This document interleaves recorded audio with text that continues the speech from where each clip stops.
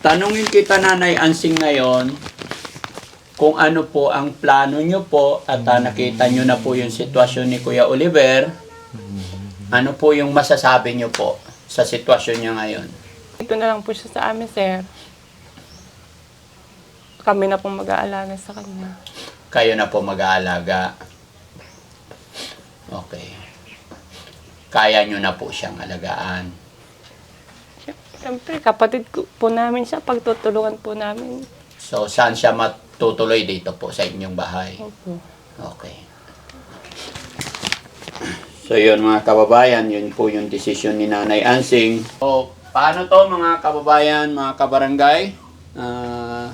Narinig nyo po yung desisyon ni Kuya JJ at desisyon ni Ate Ansing. Gaya po ng aking sinabi, mga kababayan, mga kabarangay,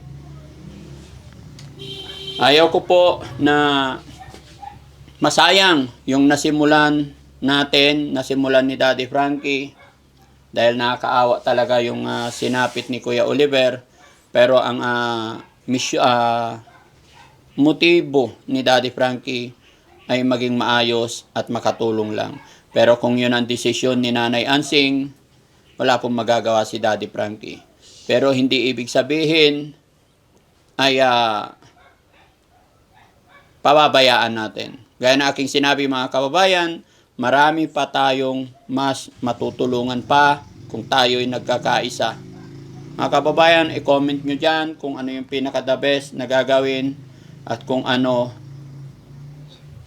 ang pinakamaganda. Kung paano mas mabilis gumaling ang ating kapatid na si Kuya Oliver. Pero mas bunso ka po. Mas panganay siya sa'yo na 1 taon. Kuya, ngayon, babawi kami sa inyo. Uno, binaliwala ka namin. Ngayon, hindi na. Hindi kagwalwalan, na? Kurami niya. Ngabsat na ka man dito ka mabalaga baliwala. Dito ka lang, Kuya JJ. Kung noon po binaliwala namin siya, ngayon hindi na po. Kapatid namin siya, hindi namin siya pwede baliwala niya. Hindi namin siya pwede itapon. Ngayon na po namin na-realize ang hirap po pagkapatid mo. Doon po nakikita namin siya ganyan. Nandun po yung pagka-aburido. Pero ngayon po namin na-realize kapatid po namin siya. Hindi po namin siya pwedeng itapon o baliwalain. Kasi kadugo po namin siya. Salamat, Nanay Ansing. Salamat at naisip nyo yan ngayon. Totoo po yung sinabi nyo. Kahit anong mangyari, balik-balik ta rin natin ang mundo, magkakapatid po kayo, ano? Kung talagang kuya mo ko. Ayun. Si Ate Ansing, ba't ayaw mong i-kiss? Kiss mo si Ate Ansing. Ha? Ba't ayaw mo kay Ate Ansing? Kiss mo si Ate, Apay. Kiss mo daw si Oh. Kian. Ha? Ay, ayaw. Bakit? Dito na po tayo. Malapit sa bahay ni Ate Ansing. Ano kaya magiging reaction ni Nanay Ansing ngayon?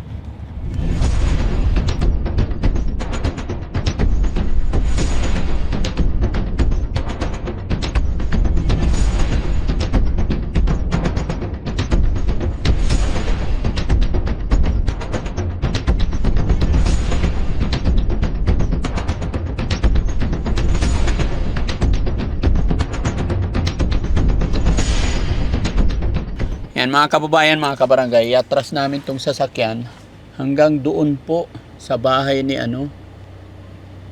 ni Nanay Ansing kung kaya. Pero kung hindi kaya, bro, dito na lang. Tignan nyo. Nasa buhangin lang. Okay. Tao po. Ay, pasok. Pwede? Nandiyan si Nanay Ansing. Pwede siya makausap? Nanay Ansing! Ay, good morning. Parang ang ganda ni Nanay Ansing ngayon ah. Kumusta?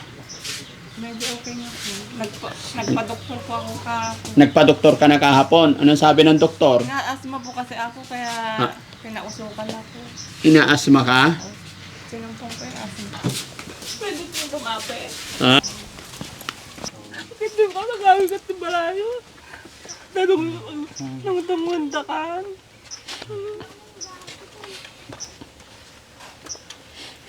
Ha? Pakunin na ko yung ano. Di ba nalapaliwanag ako? Napakaulit. Naabak. JJ.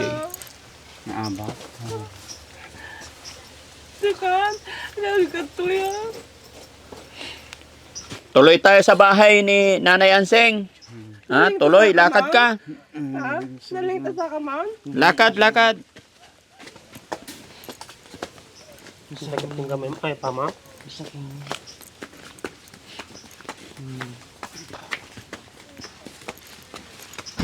Hindi na. Ay, tapos yun.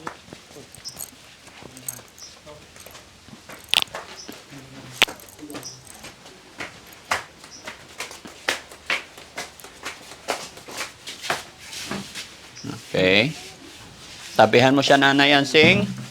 Dito ka, tay. Okay.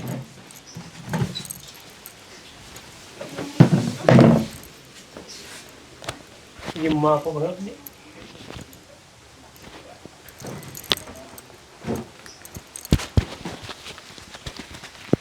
Anong masasabi mo ngayon, Nay? Sa nakita mo sitwasyon ni Kuya Oliver? Gumanda po yung kalagayan niya, sir. Maganda na kalagayan niya. Naging malusog po siya at luminis. Oh, Luminis pa po. luminis. Iniisip mo ba, Nanay Ansing, na nung 20 taon siyang nakulong doon, naisip mo ba noon na pwede pa mangyari? Baba mo lang na mangyaring ganito? Kasi po noon, wala po akong panahon sa kanya, sir. Wala kang panahon sa kanya. Ngayon, Wala mataba din na ako siya. sa trabaho ko kasi dati. Gawag to yan. Hindi kagwalwalan na. Ba't umiiyak si Kuya JJ? Masaya lang yung Daddy Frankie. Na nandito na si Oliver. Nung numunta ka na, nagkurami niya. Nabisanda ka man dito ka mabalik-balik, wala. Dito ka lang, Kuya JJ. Kung noon po, binaliwala namin siya, kahit hindi na po. Kapatid namin siya, hindi namin siya pwede baliwala niya. Hindi namin siya pwede itapon. Ngayon na po namin na-realize ang hirap po pagkamarin mo. Doon po nakikita namin siya ganyan. Nandun po yung pagka-aburido.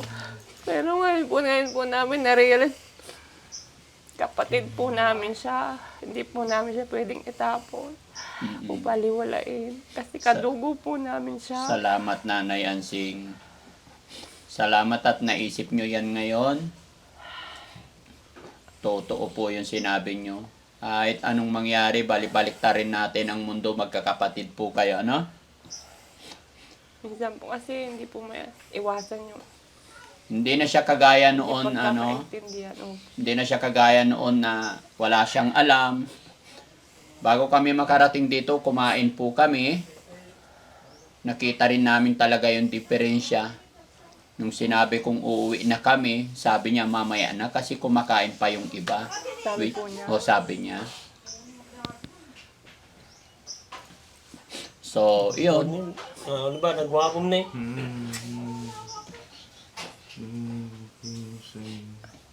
Kuya, ngayon, babawi kami sa inyo.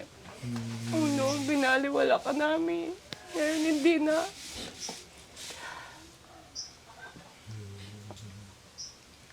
Kuya Oliver? Kuya Oliver? Kilala mo? Sino? Anyay nagan na?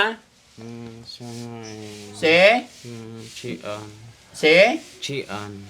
Sino? Chian. Si Ann. Ate, siyan. Ano ba pangalan talaga? Chian nga. Pangalan mo po yun, te? Hindi. Parang alias lang po. Si Ann.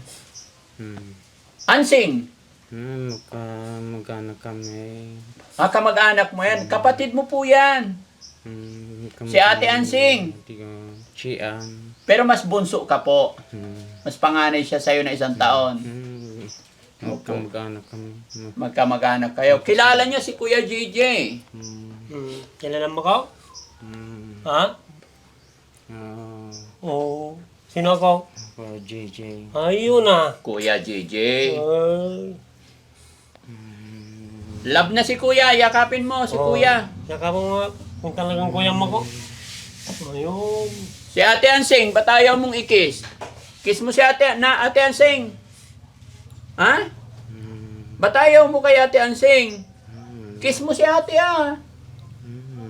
Apay. Kiss mo daw si Oo. Kian. Ha? Ay ayaw. Bakit? Ikaw na lang Ate Ansing. Love mo na lang si Oliver.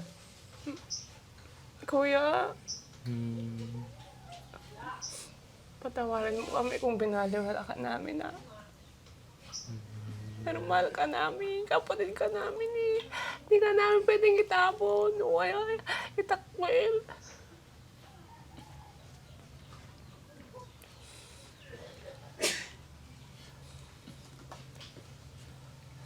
Oh. Ayos na? Ayos ka dito? Ha? Tumaba po siya, sir. Tumaba. Opo. Ganon talaga kasi naalagaan siya, napapakain po siya sa tamang oras, nakakatulog ng maayos, hindi basa yung katawan niya. Kumbaga, sa tamang pag-aalaga, May gagaling gamot at po gagaling. siya Ha? na pinapapainom. Opo, papainumin ng gamot, no? At saka, pahiram yung papel na galing sa para maintindihan nila nanay. Mandali po kuha lang po ako ng panyo ko. Kuha ka ng Yung pamunas po ng Ha? May sinasabi ka? Ano yun?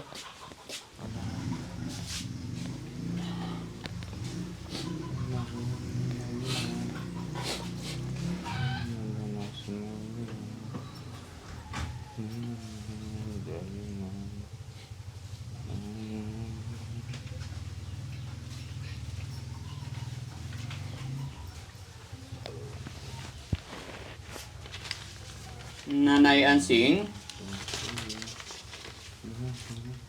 Una, tanungin kita Nanay Ansing ngayon kung ano po ang plano nyo po at nakita nyo na po yung sitwasyon ni Kuya Oliver. Ano po yung masasabi nyo po sa sitwasyon niya ngayon? Kung ako po, edi dito na lang po siya sa amin, sir. Kami na pong mag-aalaga sa kanya. Kayo na po mag-aalaga. Okay. Kaya nyo na po siyang alagaan. Siyempre, kapatid po namin siya, pagtutulungan po namin. So, saan siya matutuloy dito po sa inyong bahay? Opo. Okay. So, yun mga kababayan, yun po yung desisyon ni Nanay Ansing na dito tutuloy. So, una, Nanay Ansing, sabi po ng doktor, ang pinakaunang ginamot po nila is yung mga sakit sa tiyan niya, yung internal organ, di ba dati nagtatai siya, may kasamang dugo, tapos may almorana siya, yun ang ginamot po at okay na. Ganon din sa kanyang mga sakit. Magaling na po yung pahin. Opo, magaling na yung sugat niya. Kanya nga lang, ganyan daw talaga na hindi pa basta-basta mabigla. Pero kung noon talagang nakaganyan yan, kahit binuhat mo nakatiklop, pero sasanayin po natin talaga na unti-unti, parang 1-year-old na ganyan hanggang sa maigiging straight na niya yan. Sa pagsasanay at paggagabay natin sa kanya. Doon naman po sa kanyang depression po, may iniinom din siyang gamot. Pero hindi pa rin totally recover yung sakit niya dahil 4 months pa lang siya. Compare dun sa 20 years na hindi naasikaso, talagang kumapit ng gusto yung problem niya.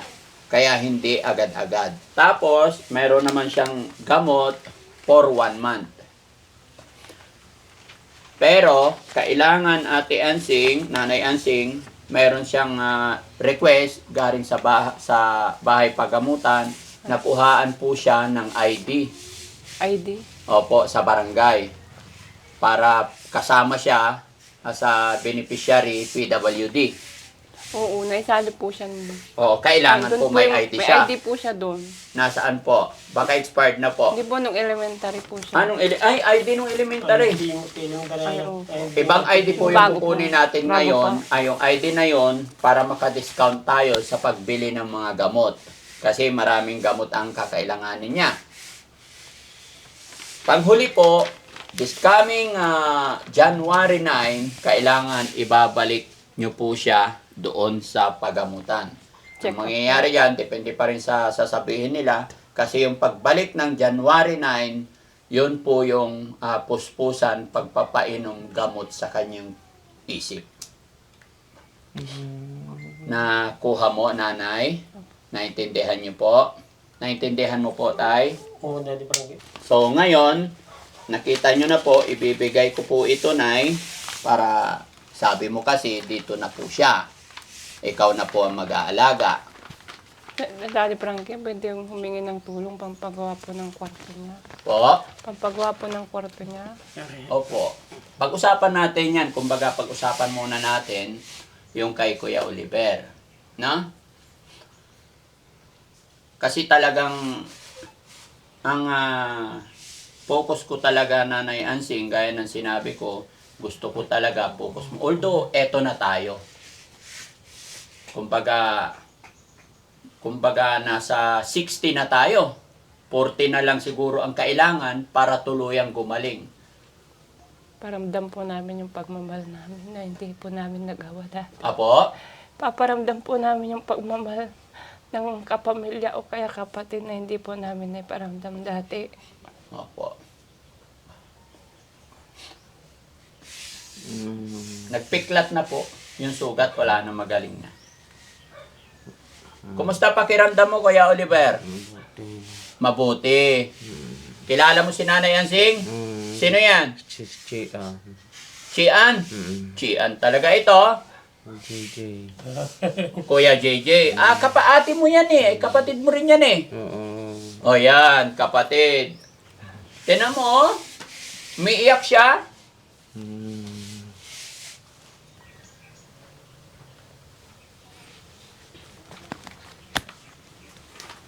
Nay, hawakan nyo po ito muna, Nay. Para at least alam nyo, mabasa nyo rin.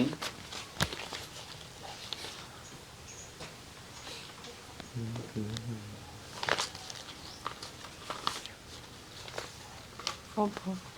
Ano masasabi ni Nanay? Salamat po, Daddy Frankie.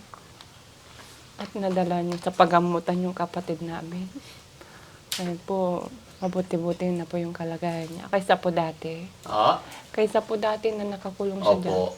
Kaya ang gusto kong mangyari, Nay, gaya na aking sinabi, maaaring nasa 50 tayo or 60% na tayo para mapagtagumpayan ay tututukan talaga natin Oo si nga Kuya po. Oliver. Huwag natin siyang pabayaan, huwag natin siyang baliwalain. Kasi sa akin po, ayaw ko sana na mabaliwala yung nasimulan na natin. Kasi sayang po yung tulong ng mga tao, effort natin, yung pagod, yung nagastos natin, kung hindi natin maitutuloy Opo. na maalagaan si Kuya Oliver. So, huling tanong, Ate Nanay Ansing, dito na po talaga siya titira sa inyo para tuluyan na kayo na po mag-alaga. Opo, Daddy Frankie. Okay. Si Kuya JJ, ikaw naman ang tatanungin ko bilang kapatid.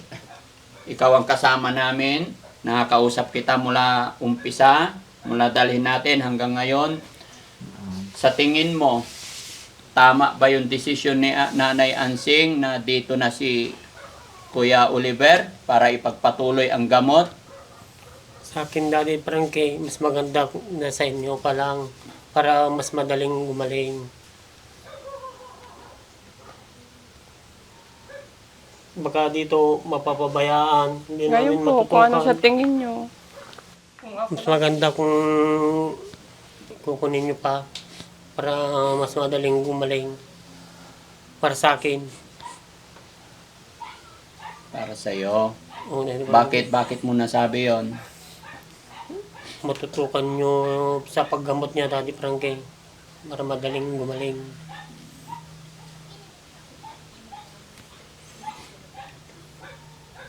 Ngayon po, kung anong desisyon nyo.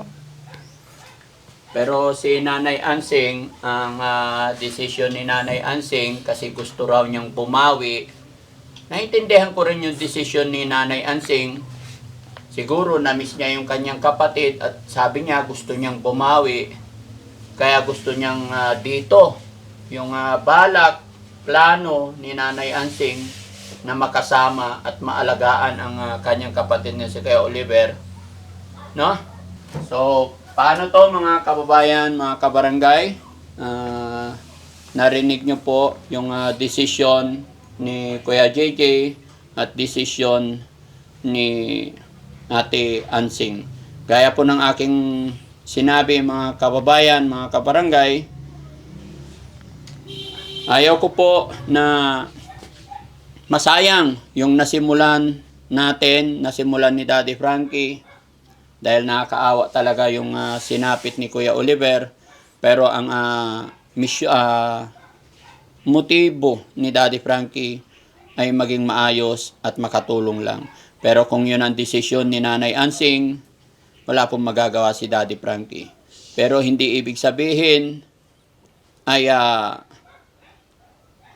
pababayaan natin. Gaya na aking sinabi mga kababayan, marami pa tayong mas matutulungan pa kung tayo'y nagkakaisa. Mga kababayan, i-comment nyo dyan kung ano yung pinaka-the best na gagawin at kung ano ang pinakamaganda. Kung paano mas mabilis gumaling ang ating kapatid na si Kuya Oliver. Magandang gabi mga kababayan. Kumusta po kayong lahat? Naway hindi po kayo magsawa. Sumuporta, tumutok sa kwento ng buhay ni Kuya Oliver. Sana tulungan niyo po kami. Tutukan natin hanggang sa matapos. At nawa po, ano nga kaya ang mangyayari?